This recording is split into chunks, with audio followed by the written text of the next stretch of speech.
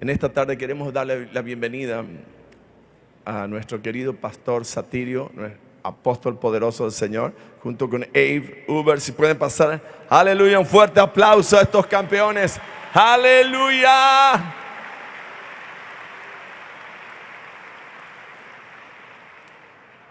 Qué tremendo. Pastores, por favor, estos son apóstoles, son pastores, son profetas, son hijos de Dios. Así que lo que el Espíritu Santo nos guíe ahora. Sí, está bien. Bueno, está bien. Bien así.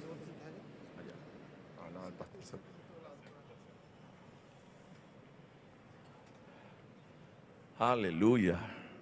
Qué tremenda presencia del Señor. ¿Por qué? La presencia de Dios es omnipresente, pero se activa cuando nosotros le seducimos a Dios con esas ganas de estar en su presencia. Y aquí estaban los jóvenes con muchas ganas y ustedes también con muchas ganas de Señor, quiero todo. Amén. Pastor Satirio, aleluya. A los 24 años saliste del Brasil, ¿verdad? 28. 28 años saliste, como un joven que salió, pero ya te casaste. ¿Y cómo Dios te llamó al ministerio? Pues esta es una... Porque hay muchos jóvenes aquí que quieren saber cómo fue cuando sos más joven. Somos más jóvenes. Somos más jóvenes. Amén. Ahora estoy en la etapa de los jóvenes antiguos. Amén. Los jóvenes antiguos. Muy bien. Qué lindo. Aleluya. Estamos en la etapa de los jóvenes antiguos. Yo entiendo que el llamado de Dios se da de muchas maneras. Y muchas veces ni siquiera la persona percibe. Como hablábamos ayer, el caso de Pablo dice que en tiempos de inconsciencia el Señor lo llamó desde el vientre de su madre. Y en este caso hay de pronto en algún momento después del nacimiento un despertar para entender el llamado del Señor. En mi caso lo entendí a los 13 años. A los 13 años, wow. Y había muchos chicos de hoy de 13 a 14 años aquí. Sí. Y en este periodo lo que nació en mí fue el deseo de servir. Entonces busqué a dónde servir en la iglesia. Muy bien. Y encontré la banda musical. Oh, la banda musical en la iglesia. Con la diferencia de las bandas de hoy. En aquel entonces una banda estaba compuesta de unos 35 o 40 instrumentos. Todos instrumentos de viento y con todo lo que corresponde una banda, en fin. Pero no quería yo ser un músico, sino ayudar a atender en la área de mantenimiento de la banda. Lo que tenía que ver con la limpieza de los instrumentos y también el atril. Y luego, estando ahí, promovíamos que la banda fuese a los parques, a hacer cultos al aire libre, tocar para que la gente pudiera ser atraída por una música diferente. Y así estuve de los 13 hasta los 15 años. Y en este periodo ya de 15 años, un evangelista de la iglesia, el pastor lo tenía asignado la apertura de una obra en un lugar afuera de la ciudad, de como unos 18 kilómetros. Y él estaba solo, me buscó y dijo, yo necesito a alguien que me ayude y que me acompañe. Y habló con el maestro de la banda, habló con el pastor y finalmente me llevó. Y en este día la gran sorpresa fue que después de pasar la escuela dominical, hacer visitas en la tarde en un campo abierto, haciendo un culto a él libre, me puso a predicar. ¿Y cuántos años tenían cuando eso? Ahí tenía 15 años. 15 años y te puso a predicar. Sí. ¿Y qué mensaje le diste a la gente? No sé. No sabes. Pero a los 15 años ya estaba ahí activado. Sí, pero en este caso no sé. Es que era una sorpresa tan grande que me dejó fuera de lugar. Porque Primero cantamos 3 himnos. Yo me acuerdo como hoy, y él usaba un acordeón. Entonces, él tenía una voz de tenor, un registro de tenor, y cantaba muy alto. Y en este culto al libre había como acompañándonos unas 10 hermanas. Él y yo éramos como 12 personas, pero todos adultos. El único que estaba joven y medio creciendo era yo. Pero él canta el primer himno, los himnos de Linares. Te recuerda que son himnos kilométricos, son 6 o 7 estrofas y un coro. Entonces se repite como 14 veces o 15 veces, y todo iba bien. En el segundo vuelve y canta, y me pareció que cantó más alto todavía. Y cuando termina, él cierra el acordeón y dice a las hermanas: vamos a cantar el tercer himno. Y me mira a mí y dijo: y después usted predica. Y tenía 15 años. Sí. Y había mucha gente ahí en la plaza. Como unas 50 personas 50. que ya estaban ahí. Ahí yo entré en gran tribulación. Porque él nunca había predicado. Yo le dije: yo nunca he predicado. Entonces él, riéndose, dijo: un día tiene que comenzar. Algún día tiene que comenzar. Y en eso pues me siguió, abrió su acordeón, siguió cantando. Y yo, en la gran tribulación, dije: ¿qué fue que vine a hacer aquí? ¿A qué hora es que aconteció eso? Entonces las 50 personas que estaban ahí delante de mí ya no eran 50, eran 500, eran 5,000, era 1,000,000 de personas. Y yo tenía un pavor increíble. Entonces busqué en la Biblia que cargaba un texto bíblico. Intenté recordar algo, no recordaba nada. La Biblia se puso en blanco, no había libro, no había capítulo, no había nada. Entonces yo quería que el himno no fuese de 7 estrofas, sino fuese eterno. Y de repente recordé un texto del devocional. Mi madre, ella nos disciplinó a orar y a leer la palabra. Wow. Entonces en las mañanas hacíamos un devocional, y cada hijo que ya sabía leer tenía que leer la Biblia, una porción cada uno, y era de Génesis al Apocalipsis. Entonces la lectura que yo recordé había sido la de Job, cuando Dios pregunta a Job: ¿dónde estabas tú cuando yo formé el universo? Y eso fue lo que yo recordé. Y busqué el libro de Job y no lo encontré. Y entonces el himno, que parecía ser tan largo, se volvió corto. Y el hermano evangelista llamado Antonio Verónico fue cerrando su acordeón, y una vez que cerró el acordeón, gritó con la gente: amigos, ustedes que acaban de oír cánticos a Dios, preparen sus corazones para recibir la palabra de Dios por el predicador José Satirio dos Santos. 15 años. Y me miró a mí y me dijo: pase.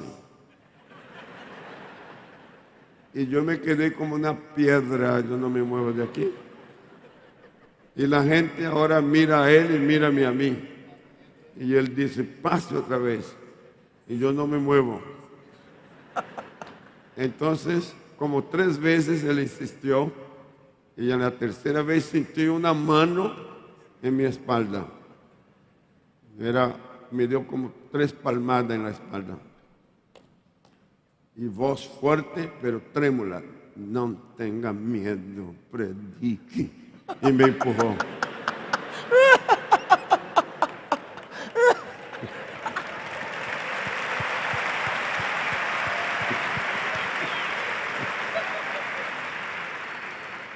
Entonces, en este empujón no había otra cosa que hacer.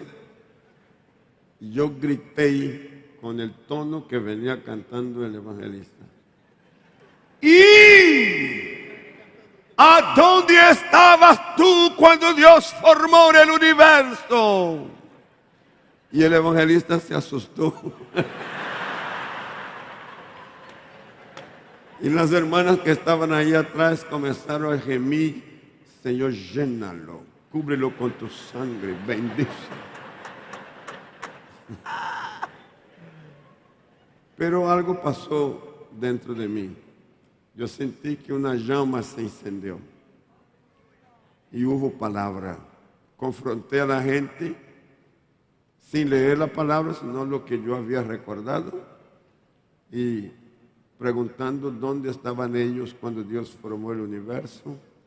Y la palabra vino para llevarlos a una decisión de amar a Dios, a su Hijo Jesucristo, y aceptar la gran salvación. Como 5 minutos creo que fue. Y se acabó la palabra. No tenía homilética ni hermenéutica, yo no sabía nada de eso. Entonces, cuando termino y regreso, me quedo en silencio y él inmediatamente pasa y sigue ahora llamando a la gente a la reflexión y a aceptar a Cristo. Entonces, me paro donde había estado, con los bronquios encendidos en fuego, sentía que todo dentro de mí estaba en agitación. Ahí vuelvo a sentir la mano en mi espalda. Era la hermana otra vez. Ahora me toca la espalda suavemente y dice: lo hizo muy bien. Solo que de la próxima vez no tiene que gritar tanto así, ¿no?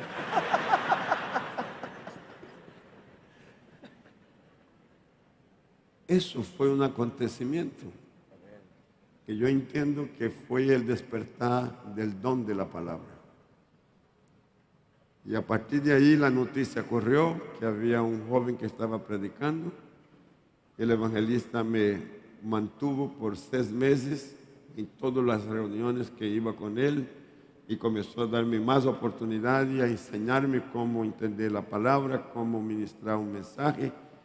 Y luego el pastor de la iglesia, pastor presidente de un campo que era iglesia central con muchas congregaciones, me llama y me dijo: yo necesito que me ayude y creo que serás el pastor de jóvenes.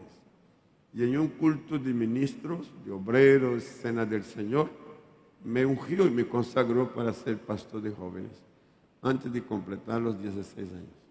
Antes de completar los 16 años. Ahora, imagínense, ¿qué le dirías a los pastores que tienen tantos jóvenes? Que cómo podemos encender los jóvenes para que empiecen a despertar ese don de la palabra. Primero, creer en los jóvenes. Los jóvenes necesitan que los mayores, los adultos, comenzando por papá y quien ejerza autoridad, crea en ellos.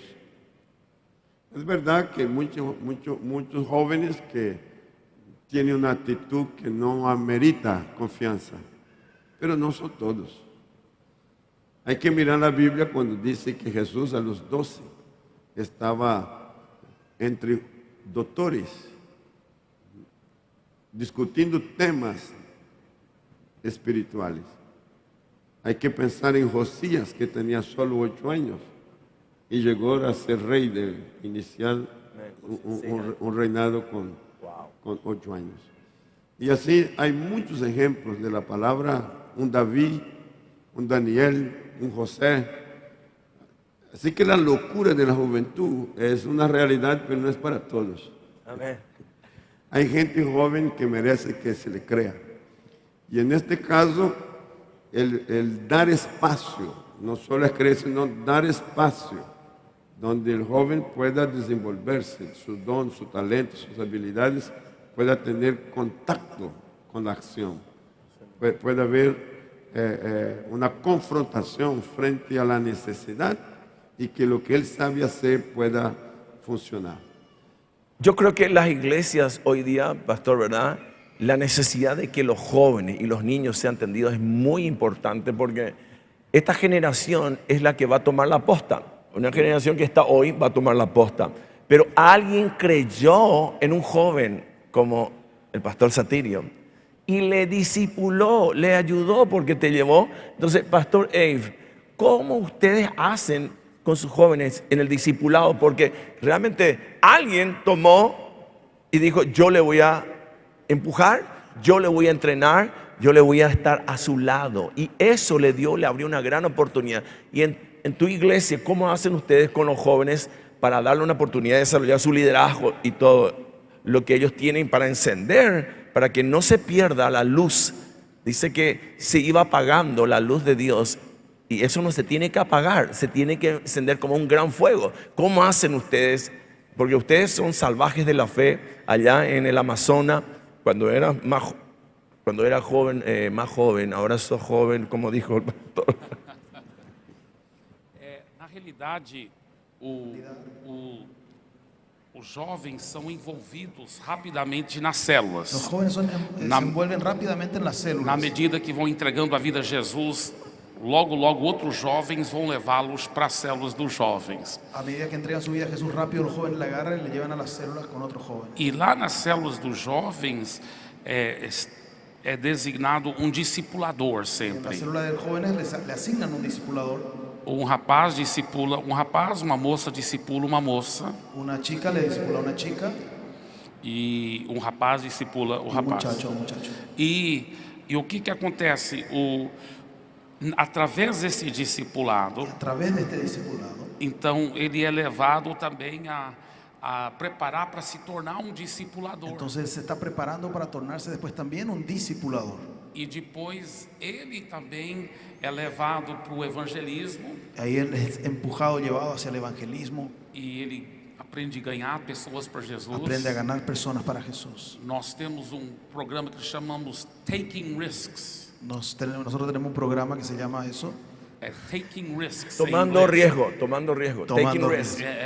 Então levamos os jovens para as praças, llevamos a los jóvenes a las plazas e eles vão aprendendo a evangelizar y aprenden a evangelizar e ouvir a voz do Espírito y a Santo escuchar la voz del Espíritu com Santo palavras de conhecimento con palabras de conocimiento e oram e profetizam com as pessoas y oran y profetizan a las personas. e muitas curas Y acontecem. suceden muchas sanidades. E aí depois de ganhar outros jovens para Jesus, Y después de ganar otros jóvenes para Jesús, agora esse novo discipulador Ahora- vai ter a sua experiência de discipulado. ahora este nuevo discipulador también va a tener su experiencia para discipular a E otros. depois ele é estimulado a se tornar líder de célula, Y etc. es estimulado a que sea un líder de célula más tarde y así, etcétera. Y en tu vida, porque cuando con tu papá fue pastor, ¿verdad? Sí. Él vino a Brasil, vino a Minas Gerais y luego se mudó al Amazonas. ¿Y cuántos años tenías ahí? Sim, quando meu pai trabalhou plantando igrejas em Minas Gerais, onde eu nasci, Cuando mi papá trabajó levantando iglesias en Minas Gerais, donde yo e nací, com 6 anos de idade mudou para Goiás. cuando yo tenía 6 años, se fue a Goiás. E aí ele ficou plantando igrejas. Quedó ahí plantando iglesias. E ele sempre envolveu todos nós 5 filhos na obra. Siempre nos envolvió Todos a los los 5 cinco hijos en hermanos la... están Nos en la envolvió. obra. Todos, desde pequeno, Desde pequeños. pregando, Predicando, dando testemunho, dando testemunho, dirigindo louvor. Dirigiendo la alabanza. Com 9 anos de idade eu já estava pregando na praça. Con 9 años yo estaba A predicando los en la 9 plaza. años ya estaban predicando en las plazas. Wow. Eso es un papá. Wow. A los 9 años ya estaba predicando en las plazas. Sim.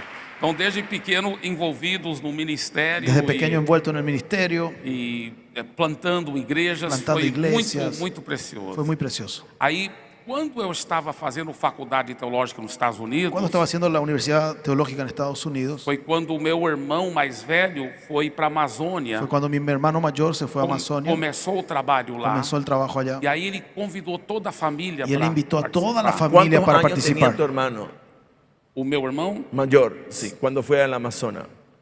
sim, ele tinha acabado de sair da faculdade, trabalhou mais um ano com meu pai em Goiás. Acababa de então, terminar la facultad, estuvo más un año en ele Goiás. tinha mais ou menos 21 anos 21 de años idade. más o menos. 21 años y se fue al Amazonas. Isso. Hizo. Wow. ¿Y qué hizo ahí? Que plantó iglesia en el Amazonas a los 21 años.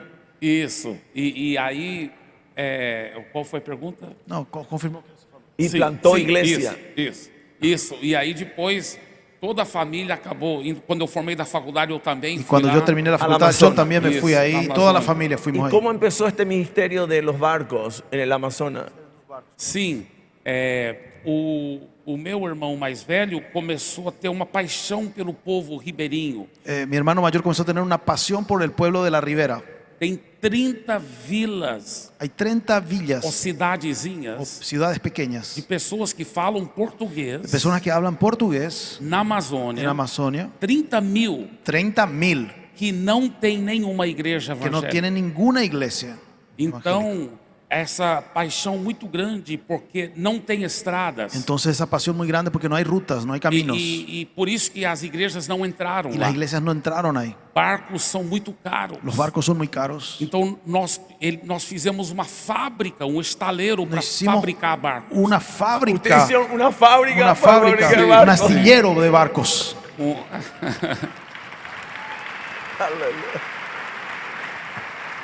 Então aprendemos a fazer barcos de casco de ferro Aprendimos a hacer aluminizado, com cobertura de alumínio. Barcos con casco de hierro y con aluminio alrededor.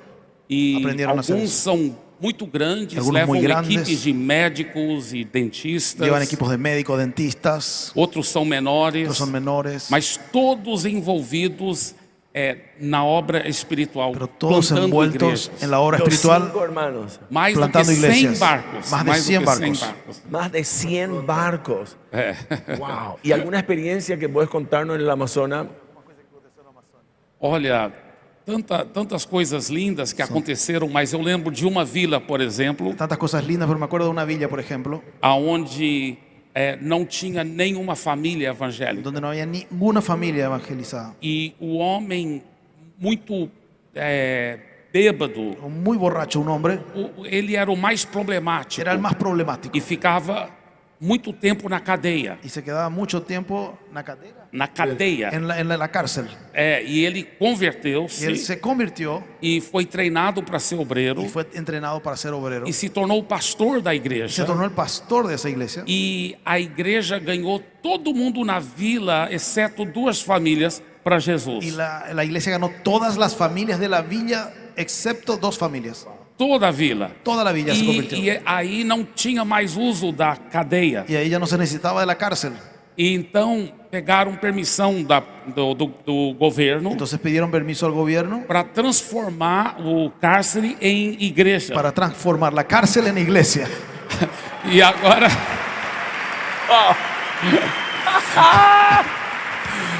Aquele homem que mais ficava dentro da El cadeia, hombre que más se quedaba dentro de la cárcel agora era o pastor do mesmo era prédio. el pastor de esa misma iglesia En la cárcel. en la cárcel. Wow. Eso tenía más o menos, ¿cuántos años tenías ahí?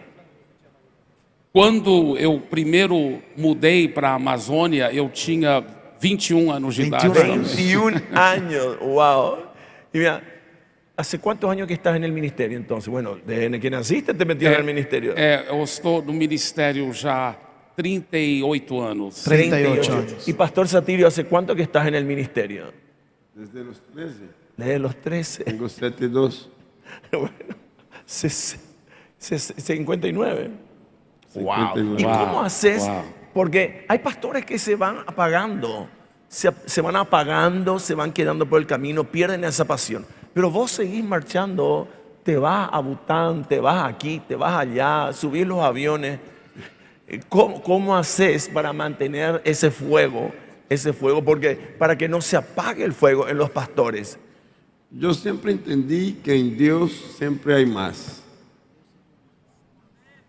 Sí, entonces, cada etapa de la vida que uno concluye por edad o por tarea, se transforma inmediatamente en una plataforma para ir a la siguiente. Y cada etapa nueva es un desafío lleno de extraordinarias oportunidades. Y ahí, en mi caso, pues yo creo que sería un error de mi parte no atenderla. Sería como producir la muerte productiva. Y yo creo que Dios creó el ser humano para que sea útil hasta el último día de su vida.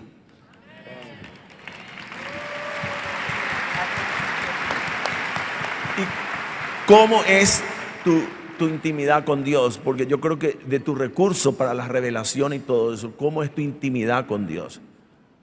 Tu intimidad con Dios para tu vida privada con Dios. Sí. Ahí en esta etapa de la adolescencia y juventud, aprendí mucho. Y mi madre me hizo énfasis en todo lo que se decía en la escuela dominical, lo que se predicaba en las diferentes reuniones. Ella reafirmaba después en casa. Y uno de los puntos fuertes de ella era que entendiéramos que si estábamos en Cristo, estábamos aptos para el cielo. Y si Cristo estaba en nosotros, estamos aptos para vivir esta vida. Ok, ¿puede repetir, por favor? Muy importante, ¿eh? Muy importante. Si estamos en Cristo, estamos aptos para el cielo. Tenemos la visa, tenemos el sello. Y en el momento que nos corresponda subir, la puerta está abierta y vamos a nuestro hogar. Pero si Cristo está en nosotros, entonces estamos aptos para vivir esta vida y marcar la diferencia. Porque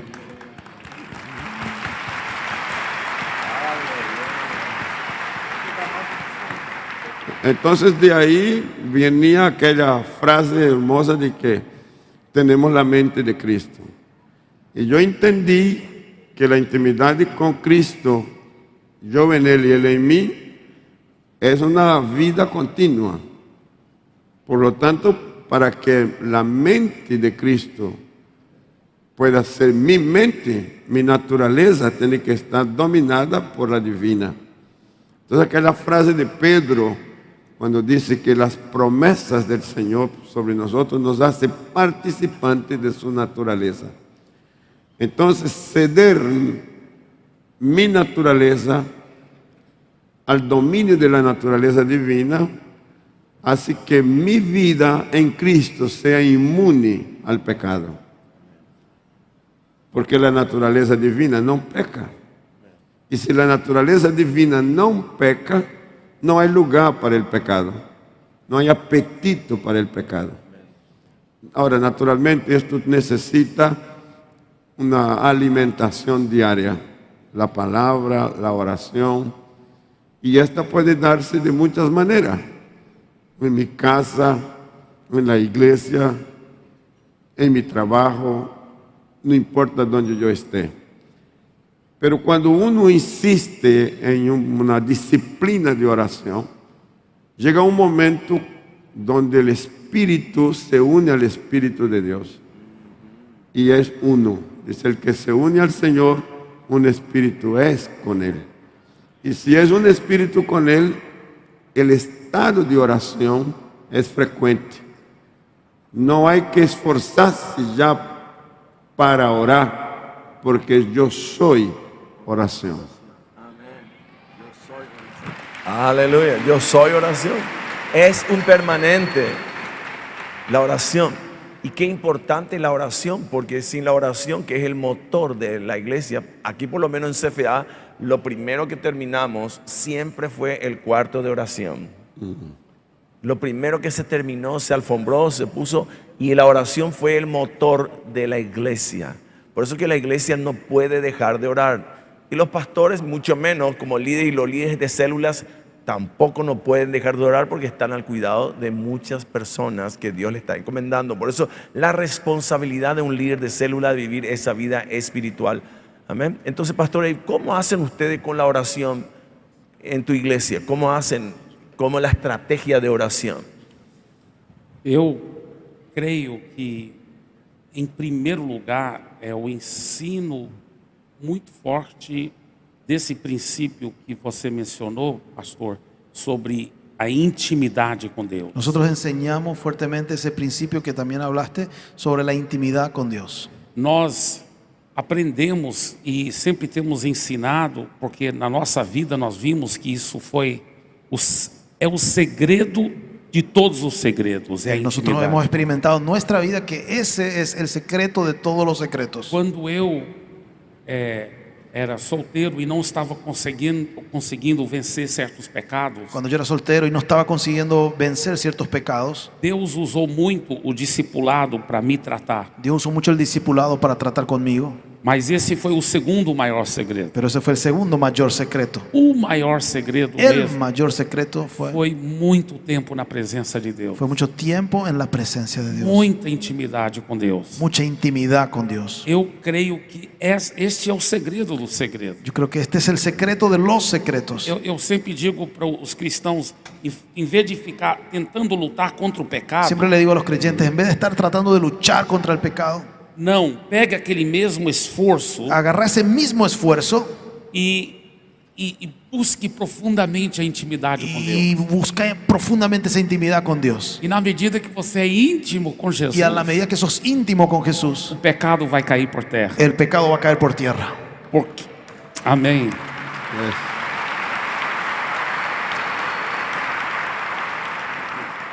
Eu sempre digo, o segredo de vencer o pecado Siempre digo, el secreto de vencer el pecado não é dizer não ao pecado. no es decir no al pecado. Claro que temos que dizer não ao pecado. Claro que tenemos que decir no al pecado, Mas o segredo de vencer o pero el pecado secreto de vencer el pecado é dizer sim a es Jesus. decir sí a Jesús, Ficar íntimo com Ele. estar íntimo con Él. Porque a obediência Que la obediencia é o fruto natural es el fruto natural de um coração apaixonado de un por Jesus. corazón apasionado por Jesús. Entonces, esa pasión en el ministerio no se pierde por esa causa. Isso. Cada día hay un fuego que se está encendiendo de vuelta en tu vida íntima con Dios. Precisamos tirar mais tempo com o Senhor da Necesitamos obra retirar- do que com a obra do Senhor. Necesitamos retirar más tiempo con el Señor de la, A obra el Señor de la obra do que com a obra do Senhor. que estar tanto tiempo con la obra del Señor. Amén.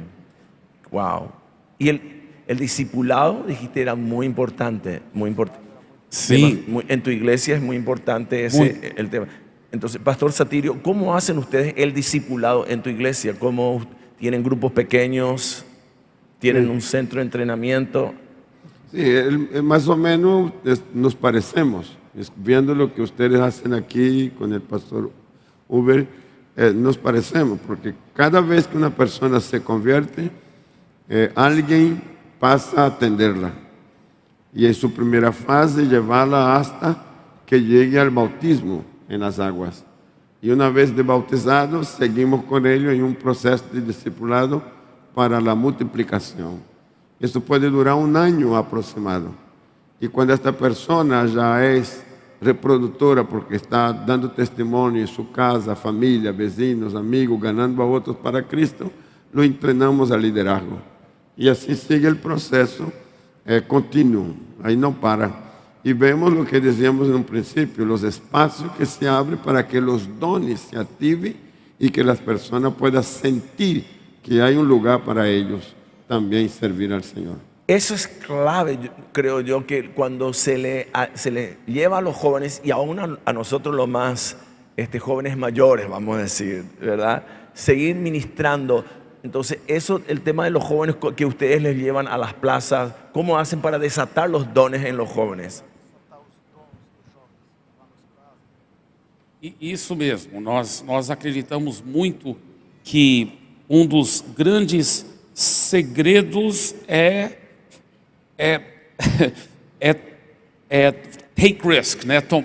Tomar riscos, né? Creemos que uno de los grandes secretos es tomar riesgos, exponerle a los jóvenes. Então eu mesmo sinto não tão confortável chegando para alguém que eu não conheço e começando a A conversar. mí mismo me cuesta llegar a una persona que no conozco y comenzar a hablar con esa persona. Mas tem sido muito gostoso ir junto com jovens e fazer isso, porque se nada mais transforma a vida da pessoa que está sendo usada por Deus, né? Aunque me cueste, yo también me voy con los jóvenes y eso es algo que me anima muchísimo de poder hablar con las personas y ver que ellos le predican a Cristo. E acreditamos que o Espírito Santo mora no cristão. Então, se ele estiver cheio do Espírito Santo, ele pode praticar os dons do Espírito Santo. Creemos que el Espíritu Santo habita en el corazón de los creyentes, entonces que ellos pueden ejercitar esos dones. Então eles devem orar e buscar a Deus, e muitas vezes Deus vai dar palavras de conhecimento. Entonces ellos tienen que buscar a Dios, orar, y muchas veces Dios les va a dar palabra de conocimiento. Aqueles jovens oram e talvez tem uma palavra de conhecimento, bolsa preta. Y ellos oran y de repente uno de los jóvenes tiene una palabra de conocimiento, bolsa negra. E outro diz o nome de uma pessoa, Melissa, Y otro dice el nombre de una persona, Melissa, sapato vermelho. zapato rojo. E aí vão e olha aquela pessoa lá, Ahí después, mira esa persona ahí. bolsa preta e sapato vermelho. Tiene una cartera negra, un zapato rojo. Aí chegam por acaso o seu nome é Melissa? Y le dice, por si acaso tu nombre es Melissa. Sim. Sí, sí. Como sabia? ¿Cómo sabían? O Espírito Santo. o Espírito Aí Santo. vai evangelizando, Y né? van evangelizando. Maravilla. Espíritu de conocimiento. poner en práctica Los los dones. dones, Yes. los dones del Espíritu que es. Exponen. Y eso se debe practicar en los grupos pequeños. El líder tiene que incentivar. Y también, bueno, nosotros por lo menos como CFA estamos asumiendo la responsabilidad de enseñar más en este año, antes que termine el año, sobre los dones y otra vez sobre el Espíritu Santo, hacer un énfasis en esa área. Ahora, hay muchas iglesias que muchas veces tienen problemas para tener un rompimiento. Es como que se estancaron. ¿Qué le aconseja a usted, pastor, a una iglesia que se estancó, que algo pasó, que llegó a un techo? ¿Cómo puede romper para entrar en una nueva época esa iglesia? Pues son casos que necesitan una decisión de alguien. Primero, si hay un pastor que tiene esta conciencia de que su iglesia se estancó, él tiene que provocar un ambiente de rompimiento. Ok, eso es interesante. Provocar. Decirle que está al lado, provocar. Pero no es vomitar. Provocar. Ahora, ¿cómo es? Eso me encantó. I love that. ¿Cómo hace para provocar un ambiente de avivamiento, de renovación? Rompimiento. Otro día aconteció, otro día es un par de años atrás. Yo no soy Matusalén, pero hablo mucho de la antigüedad.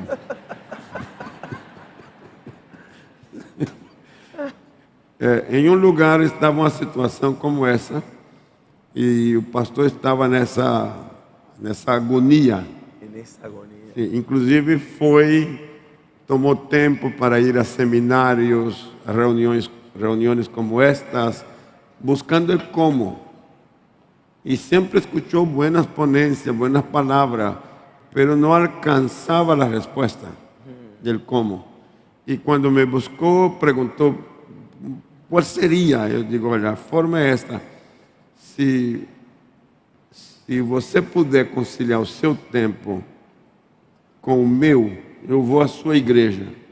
Si podés conciliar mi tiempo con el tuyo, yo quiero irme a tu iglesia. Estou em português agora. A culpa é dele.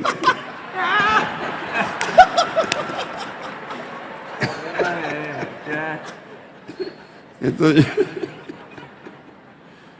eu lhe digo, se o seu tempo concilia com o meu, eu vou à sua igreja e te ensinarei como romper, como provocar. Então fuimos e se hizo 3 dias de reuniões dentro de la iglesia. Y luego, el domingo, por la tarde, habíamos dicho a la iglesia en la primera y en la segunda, el domingo por la tarde, el pastor y yo vamos a salir a la plaza. Vamos a ganar almas allá afuera. Los que quieran acompañarnos, a tal hora nos encontramos aquí y nos vamos. Y todo.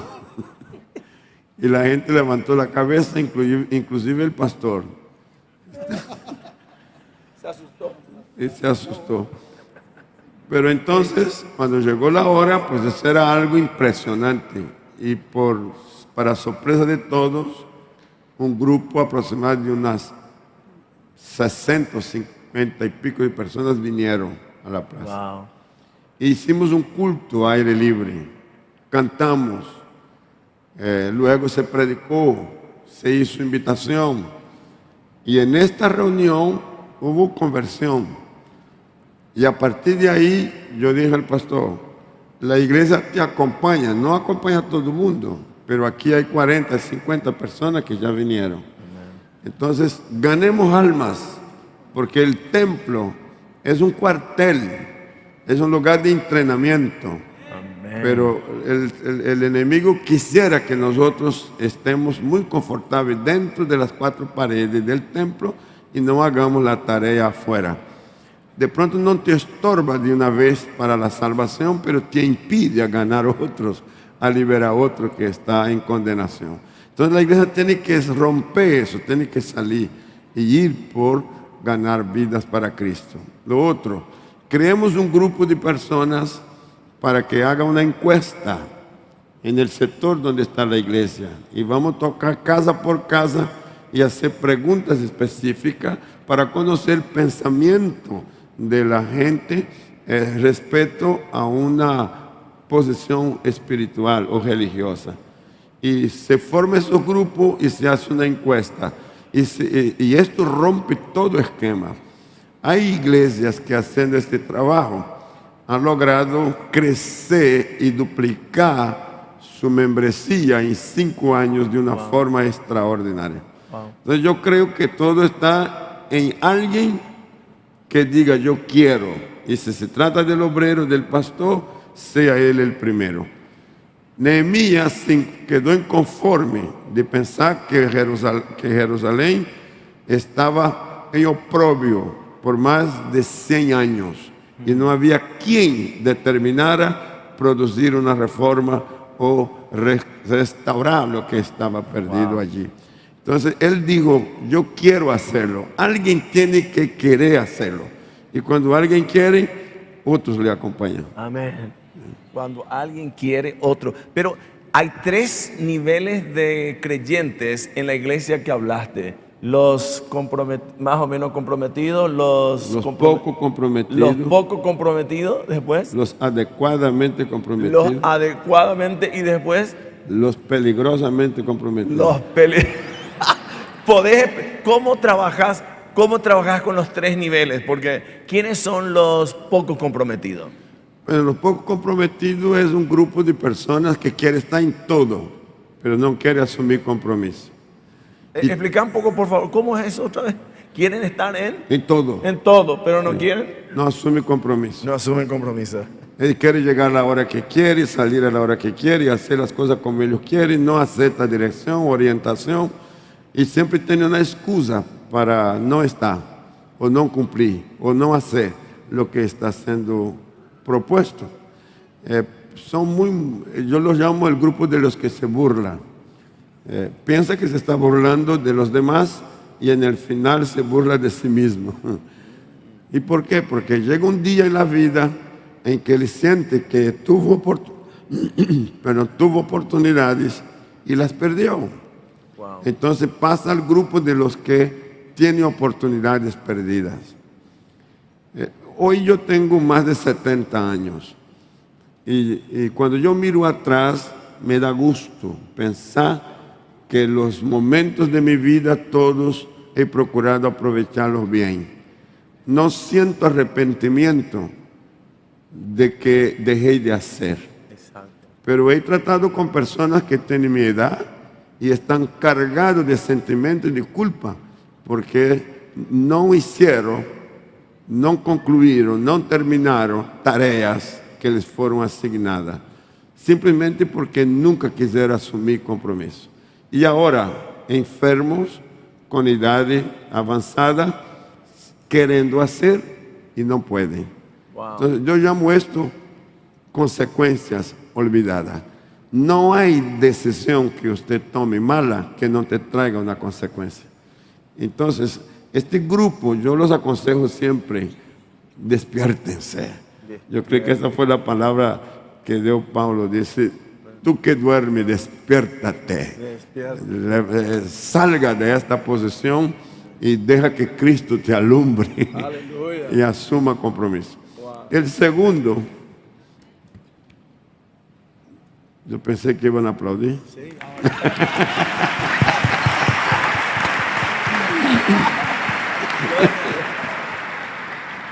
El segundo grupo es de los que están adecuadamente comprometidos. Son muy educados, son muy justos y se ubican dentro de un orden de comenzar y terminar.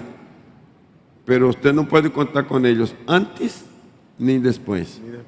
Solo dentro de lo que está establecido. Nunca se puede condenar a esta persona ni hacer un llamado de atención porque ellos cumplen todo adecuadamente. Pero si usted lo necesita antes de las 8, no está, nunca. Y si usted lo necesita después de las 5, tampoco. Entonces él dice, ya terminé. Y concluyó. Inclusive ese es un problema para las iglesias cuando toma miembros para servir dentro de la iglesia, oficinas y otras tareas. Porque este mismo miembro, si está dentro de este grupo, cuando termina sus actividades de trabajo dentro de la iglesia, piensa que ya terminó todo. Ni el culto quiere asistir. Wow, ni el culto quiere asistir. Sí. Eso es un peligro. Y estamos viendo esto con frecuencia. Espero que aquí no sea así. No. Por allá en otros lugares lo veo. Acá no. Sí, porque las personas están dentro de este cuadro, ¿no? Adecuadamente comprometidos. El mismo peligro que el primero, porque antes siempre hay oportunidades y después también las hay. Y lo ideal es que entendamos lo que Jesús dijo: cuando tú haces solamente lo que te mandaron a hacer adecuadamente, considérate siervo inútil. De que para uno no ser un siervo inútil, tiene que estar dispuesto a todo. Es decir, que toda nuestra capacidad se la entreguemos a Dios. Amén. Que toda nuestra disponibilidad la entreguemos a Dios. Que toda nuestra motivación la entreguemos a Dios. Que toda nuestra generosidad la entreguemos a Dios. Y que toda nuestra pureza entreguémosla a Dios. Amén, amén. Y cuando hacemos eso, entonces pasamos al tercer grupo de los que estamos peligrosamente comprometidos. Aleluya.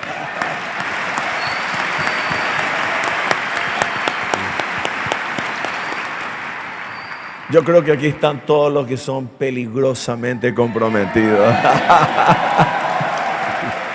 ¡Wow! ¡Qué tremendo!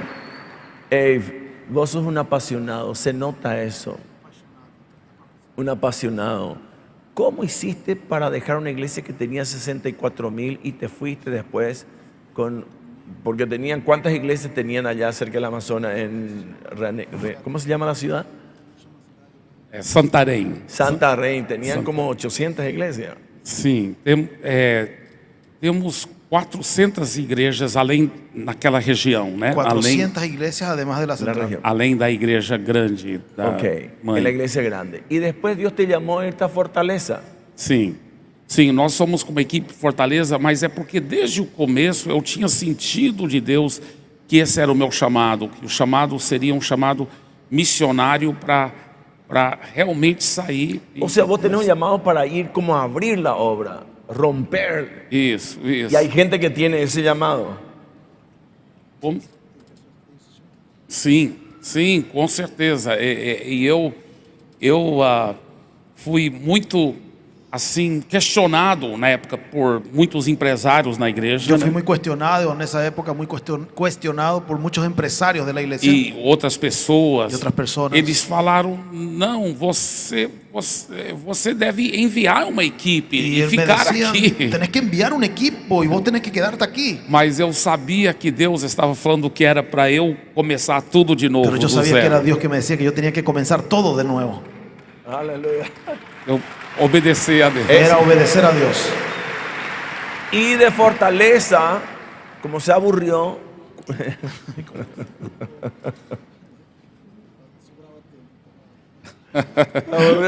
No, you were born in Fortaleza already.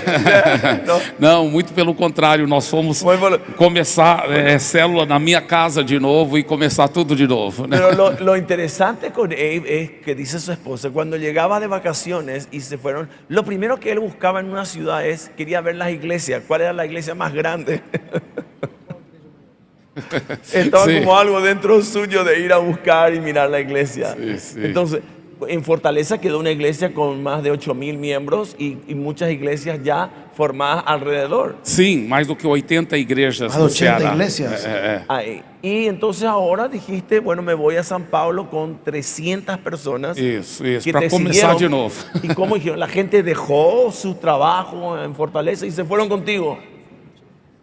Sim, muitos deixaram o seu emprego. Muchos dejaron su trabajo. Por exemplo, um banqueiro pegou transferência do banco. Una persona trabajaba en el banco, pidió una transferencia. Outros vieram transfieram. financiados, né, por outras das nossas igrejas. Vários pastores e missionários vieram Pastores fueron financiados. financiados también. Y se fueron 300 personas. 300 se personas. plantaron en qué parte de San Pablo? Em bairro que chama-se Tatuapé, em São Paulo, capital mesmo. Barrio que se llama Tatuapé. Tatuapé. ¿Eso es guaraní? Bueno, Tatuapé. Tatuapé. No Guaraní? sé. Sí, Tatú porque el San bicho. Pablo, San Pablo tiene todas las calles de mucho nombre en guaraní. Sí. Entonces, y ahí empezaste hace un año. Sim, faz mais ou menos um ano que estamos agora. Y ya tiene 3 cultos, ya están llenos. Sim, é um local pequeno, estamos com 3 cultos no domingo e dois treinamentos de líderes, 5 reuniões no domingo. 5 porque reuniones en el domingo, 3 cultos y 2 entrenamientos. Nós alugamos o local só no domingo Alquilamos mesmo. el local solo el domingo. Mas agora, se Deus quiser, estamos fechando o aluguel mais permanente com um local bem Pero maior. ahora, si Dios permite, estamos cerrando el alquiler en un local bien grande. Wow. Estamos ya está animados. con más de 1,000 personas en un año. Así que Abe es un loco de la fe. ¿Eh? Es un loco de la fe. Y eso es lo que queremos que nos contagie a nosotros. Ellos dos son realmente héroes de la fe. Y hoy les pido que les demos un fuerte aplauso aquí a Satirio y a Abe.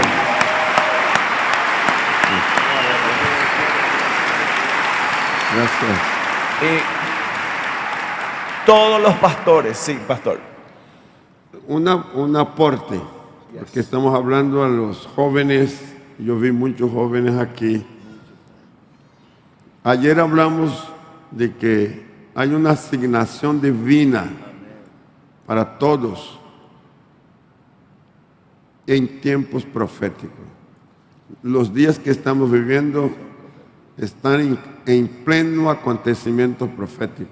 No perdamos un minuto siquiera.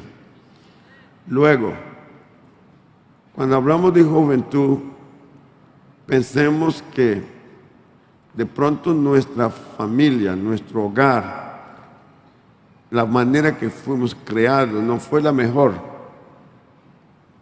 Lo ideal sería que nuestros padres hubiésemos criado cuando niños o adolescentes con el sentido de ser autónomo, con el sentido de ser responsable y con el sentido de trascender. Sin embargo, esto no es un impedimento para que usted, joven, en su momento reaccione. Y si tu papá y mamá y familia, el ambiente, no te dio estos 3 principios de la autonomía, de la responsabilidad y de la trascendencia, tómalo por tu cuenta. Procure ser autónomo, no dependiente. Procure ser responsable desde lo mínimo, de las cosas más pequeñas hasta la más importante de la vida. Y procure trascender. Usted está creado por Dios para trascender.